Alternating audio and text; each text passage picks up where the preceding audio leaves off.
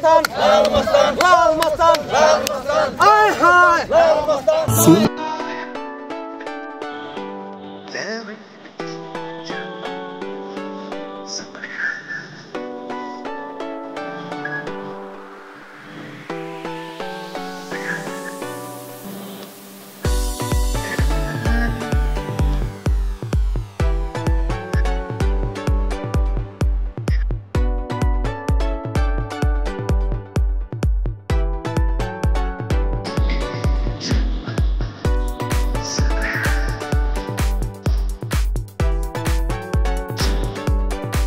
আসসালামু আলাইকুম সুপ্রিয় দর্শক, আশা করছি আপনারা সবাই ভালো আছেন।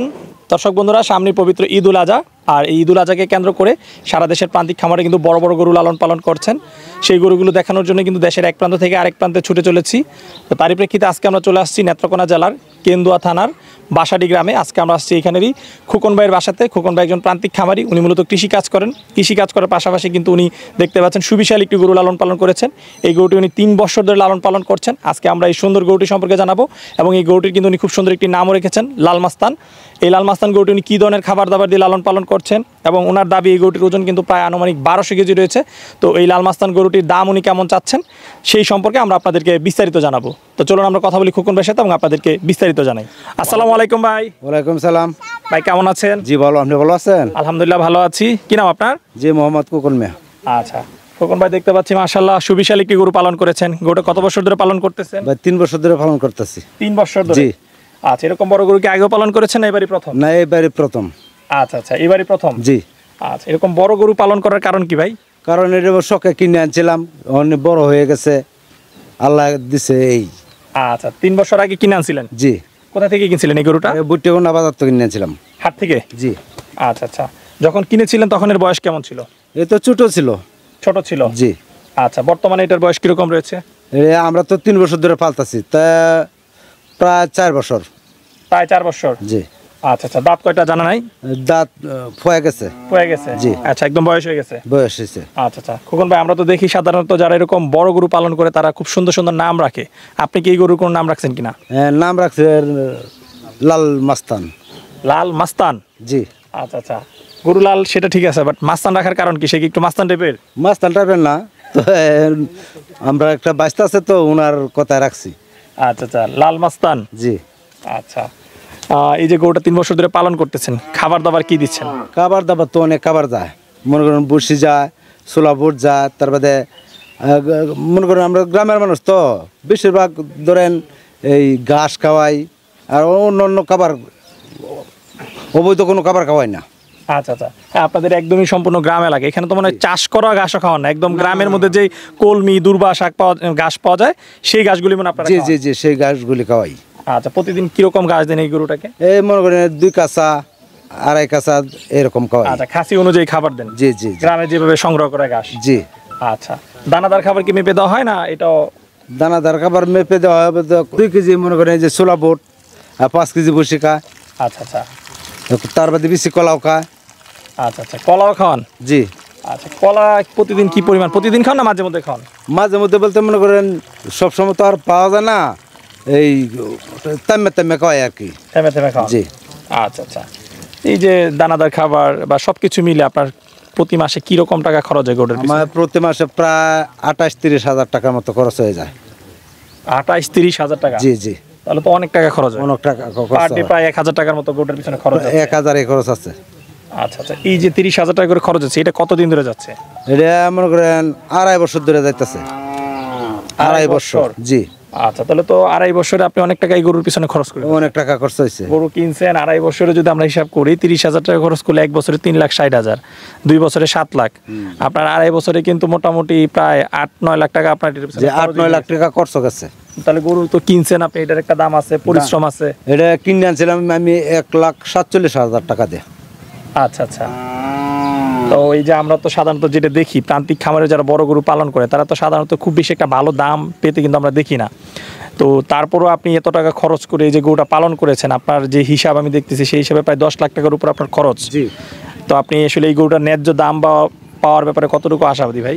আশাবাদী বলতে আমি মনে করেন 18 লাখ টাকা চাইতেছি, আর ক্রেতারা আসবে, গরু দেখবে, দিয়ে পছন্দ মানে তাদের সাথে কথা বলবো, কথা অনুপাতে দাম ন্যায্য আচ্ছা, করা লাল হবে। মাস্তানের দাম চাচ্ছেন আপনি 18 লাখ। জি।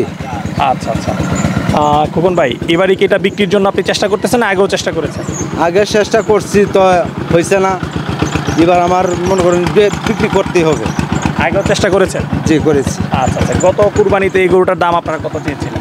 আমরা গত কোরবানি দিয়ে চেয়েছিলাম 15 লাখ, এমনি দামও হয়েছে। আচ্ছা আচ্ছা, দামও হয়েছিল? যে দাম কত টাকা দাম হয়েছিল বলা যাবে? বলা যাবে, অবশ্যই বলা যাবে না কেন। এটার দাম হয়েছিল 10 লাখ টাকা বলছিল, 12,10,000 বলছিল বাড়িতে। 12,10,000 টাকা গত ঈদে বলেছে? বলেছে। বিক্রি করেন নাই? বিক্রি আমাদের মনে করেন আমাদের এই ভুল, বিক্রি করার মতো পরিবেশ করতে পারছি না। আচ্ছা, এই যে বিক্রি করার মতো পরিবেশ করতে পারেন, একটু যদি বিস্তারিত বলতেন তাহলে কিন্তু অনেকেই আপনাদের যে ভুলটা সেই ভুল থেকে শিক্ষা নিতে পারেন। 12 লাখ টাকা কিন্তু আসলে এই ধরনের একটা গরুর দাম আমি মনে করি খুবই সুন্দর একটা দাম হয়েছিল। ঠিক আছে, আমরা আশা করছিলাম আরো বেশি। ঠিক আছে, মনে করেন মানুষও বলছে যে আরো বেশি হবে বাজারও নিলে, এই জন্য আমরা মানে দিছিলাম না। পরে তো মনে করেন আমরা বুঝতে পারছি যে না দে ভুল করলাম।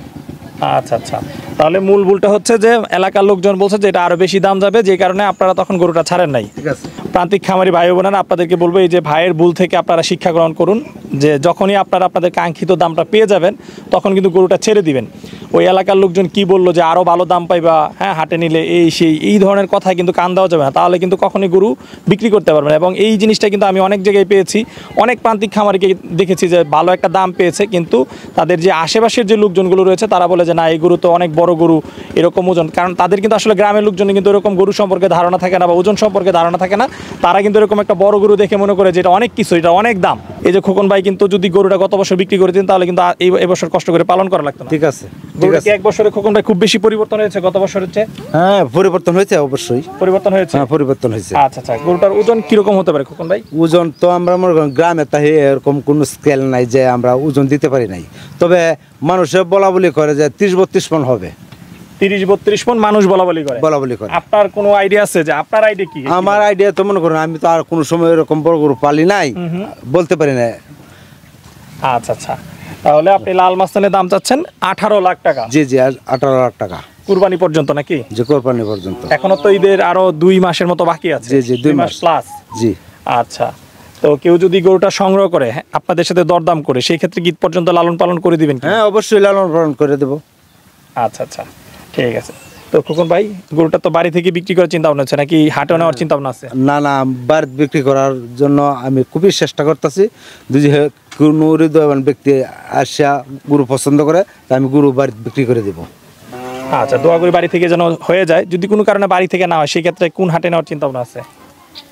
তো এটা তো পরবর্তী বুঝে পরে বলবো। আচ্ছা, এখন ওরকম কোনো চিন্তা ভাবনা করেন নাই? না। আচ্ছা খোকন ভাই, কি মনে হয় যে গরু পালন করেছেন, অনেকটা খরচ করেছেন, গরু বিক্রি করে কি পুঁজি আসলে উঠবে? এটা আল্লাহ করতে পারবো, এখন কি বলবো, এটা তো অনেক পুঁজি গেছে আমার। আচ্ছা আচ্ছা, ঠিক আছে, যা তো মনে করেন আপনারা বললে বিশ্বাস করবেন কি না জানি না, তবে এটা তো মনে করেন একটা শখ করে গরু পালছি, পুঁজি ওটা না ওটা এটা আল্লাহর ইচ্ছা, কত ভাই দিতে পারে আল্লাহ। এই গরু যদি আমি মনে করেন কোনো হৃদয়বান ব্যক্তি আইসে গরু পছন্দ হয়, তাহলে আমার গরু খুব সুন্দর, কিন্তু নিঃসন্দেহে খুব সুন্দর গরু, পছন্দ হওয়ার মতো গরু যদি আসে আমি তাদের কাছে গরু বিক্রি করে দেব। আসার সবাইকে আমি জানাইতেছি। ঠিক আছে। আচ্ছা খোকন ভাই, দোয়া করে আপনার গরুটা যেন আসন্ন ঈদে আপনি ন্যায্য দামে বিক্রি করতে পারেন, আপনার যে খরচ সেই খরচ যেন উঠে যায়, আপনি যেন লাভবান হন, সেই প্রত্যাশা রেখে বিদায় নিচ্ছি। ভালো থাকবেন। আচ্ছা ভাই, দোয়া করেন যাতে গরু বাড়িতে বিক্রি হয়, আপনার কাছে খুব অনুরোধ করে বলতেছি। আপনারাও চেষ্টা করবেন যাতে গরুটা বাড়িতে বিক্রি করতে পারি।